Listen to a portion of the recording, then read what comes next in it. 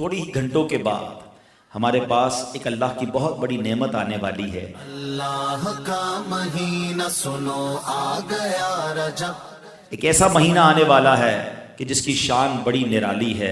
इस महीने की शान कैसी है? रहमत कबूलियत का अबर छा गया है अब। इसके बारे में नबी पाक अलैहिस्सलाम जब रजब आता था ना, तो मेरे आका ये दुआ फरमाया करते, अल्लाहुम्मा बारिक लना फी रजबिय्युं व शअबाना व बल्लिगना रमदान। ए रब्बे करीम, रमजान में, रजब और शाबान में बरकत अता फरमा और हमें रमज़ान से मिला दे। रजब का एहतराम करना ये अल्लाह को कितना महबूब है। हज़रत ईसा रूहुल्लाह अला नबीना वाले सलातु वस्सलाम के दौर का मैं आपको एक वाक़या सुनाता हूँ कि एक शख्स था, एक मुद्दत से एक औरत के बारे में उसके दिल में बुरे ख्यालात थे और एक बार उसको मौका मिला, उस औरत पर उसने कंट्रोल हासिल कर लिया। करीब था कि वो गुनाह करता।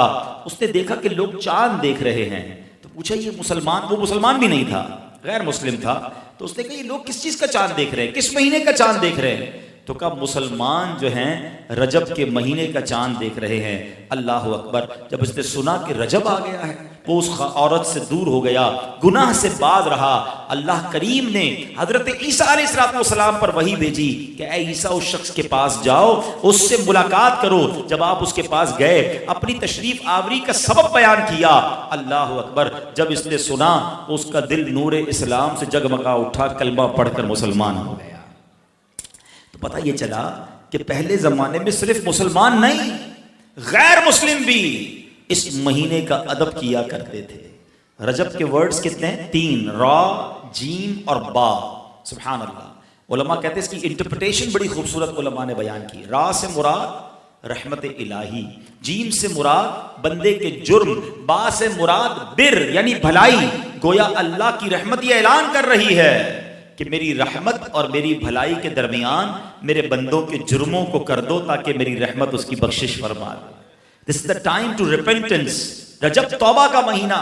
सुभान अल्लाह। रजब के बारे में आता है कि रजब अल्लाह का महीना है, अहादीस में मिलता है रजब अल्लाह का महीना है।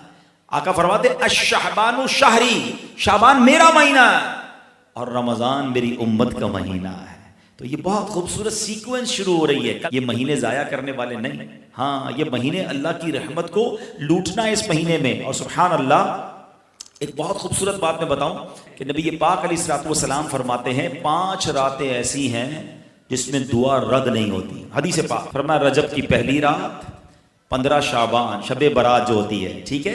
फिर फरमाया जुमेरात और जुम्मे के दरमियान की रात, नंबर 4 ईद उल फित्र की चांद रात, नंबर 5 ईद उल अजहा की चांद रात। और रजब के रोजों की तो क्या बात है, अहादीस में ये फजीलत आती है जो रजब में पहले दिन का रोजा रखे, पहले रजब का 3 साल के गुनाहों का कफारा है। दूसरे दिन का रोजा रखे 2 साल के गुनाहों का कफारा, और तीसरे दिन का रोजा रखे तो 1 साल के गुनाहों का कफारा। फिर पूरा रजब जो है वो हर रोजा जो है वो 1 महीने के गुनाहों का कफारा है। अब तो सर्दियों के दिन हैं, वैसे ही हम में से कई लोग लेट लंच करते हैं, 6 सवा 6 बजे इफ्तार हो जाता है, तो हो सके तो नफली रोजे रखें। ये इबादत का महीना है। अल्लामा सफौरी रहमतुल्लाहि तआला अलैह फरमाते हैं कि रजब बीज बोने का महीना है, शाबान पानी डालने का महीना है और रमजान फसल काटने का महीना है।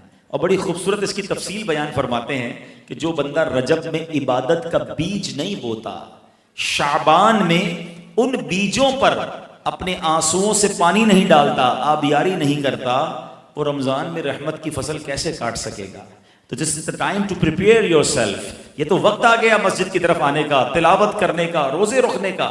अगर कोई दूरी हो गई है इबादत से तो फिर जुड़ जाएं, और रहमतों वाले महीने शुरू हो रहे हैं।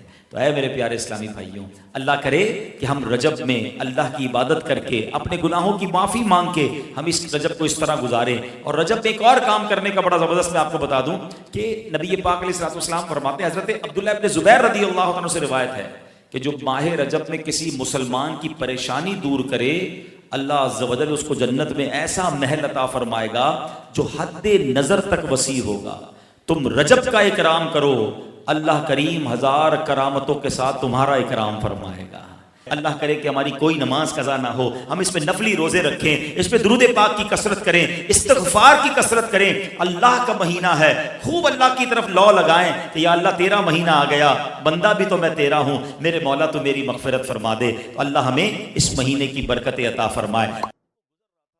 فضائل و برکات ہیں، اور آج میں درود پاک کی ایک ایسی فضیلت بتانے جا رہا ہوں کہ نارملی جو معاشرے میں اس وقت کیفیت ہے، بالخصوص ہمارے وطن پاکستان میں مہنگائی بہت بڑھ گئی، اور جناب کاروبار کے بڑے مسائل ہیں، تو لوگ پوچھتے رہتے ہیں کوئی وظیفہ بتا دیں کہ ہاتھ تنگ ہے، تنگ دستی بہت ہے، پورا نہیں ہوتا۔ تو چلیں آج میں وہ وظیفہ بتانے جا رہا ہوں جو میں نہیں بتا رہا، نبی پاک علیہ الصلوۃ والسلام نے صحابی رسول کو خود عطا فرمایا، اور اس کا رزلٹ بھی سنیے گا۔ ایکچولی یہی پوزیشن تھی کہ ایک صحابی آئے پیارے آقا علیہ الصلوۃ والسلام کی بارگاہ میں اور کہا حضور پورا نہیں ہو رہا ہے، تنگ دستی بہت ہے، پیسوں کی کمی ہے۔ تو آپ علیہ الصلوۃ والسلام نے فرمایا جب تم اپنے گھر میں داخل ہوا کرو تو اپنے گھر والوں کو سلام کیا کرو، اور گھر میں کوئی نہ ہو تو مجھ پر سلام عرض کرو، یعنی درود پاک پڑھو، اور ایک بار قل هو اللہ احد یعنی پوری سورہ اخلاص ہے وہ پڑھ لیا کرو۔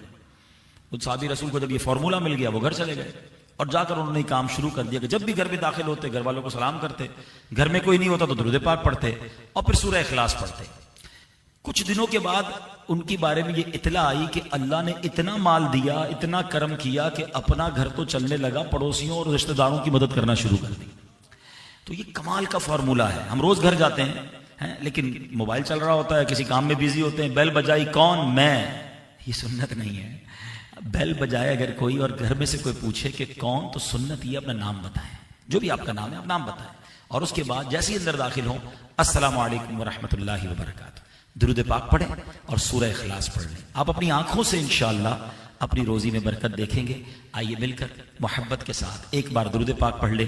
صلو علی الحبیب صلی اللہ تعالی علی محمد صلی اللہ علیہ وسلم۔ یہاں میں چونکہ مجھے لائیو دنیا بھر میں سنا جا رہا ہے تو میں چاہوں گا کہ جو ویورز ہیں وہ بھی، اور جو یہاں موجود اسلامی بھائی ہیں، آج میرا مختصر جو بیان ہے بہت غور سے سنیے گا، کیونکہ آج میں نے آپ کو قرآن و حدیث کی روشنی میں انشاءاللہ کاروبار میں، رزق میں برکت کے طریقے، اور کن چیزوں سے رزق کم ہو جاتا ہے، پرابلمز آتی ہیں، وہ میں نے کچھ تھوڑی دیر میں آپ کو بیان کرنا ہے۔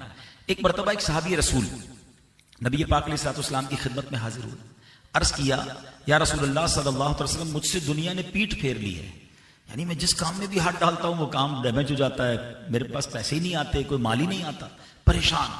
لوگ ملتے ہیں ایسے کہ پتہ نہیں کیا ہو گیا ہے، جس کام میں ہاتھ ڈالو پرابلم ہے، کام بنتے بنتے رک جاتا ہے۔ تو صحابی رسول نے نبی پاک سے کہا کہ حضور مجھے ایسا لگتا ہے دنیا نے مجھ سے پیٹ پھیر لی ہے، کوئی طریقہ بتایا۔ اب نبی پاک علیہ الصلوۃ والسلام نے کیا وظیفہ بتایا؟ آپ فرماتے ہیں کیا تمہیں فرشتوں کی تسبیح یاد نہیں ہے جس کی برکت سے روزی دی جاتی ہے؟ پھر خود نبی پاک نے ارشاد فرمایا کہ طلوع فجر کے ساتھ 100 بار کہا کرو سبحان اللہ و بحمدہ سبحان اللہ العظیم استغفر اللہ۔ وہ صحابی یہ سن کر چلے گئے اور یہ وظیفہ شروع کر دیا۔ کچھ دنوں کے بعد آئے اور آ کر کہتے ہیں پہلے کیا کہا تھا حضور دنیا پیٹ پھیر چکی ہے، اب کہتے ہیں حضور اتنی کثرت سے دنیا آئی ہے کہ میں حیران ہوں کدھر اٹھاؤں اور کدھر رکھوں۔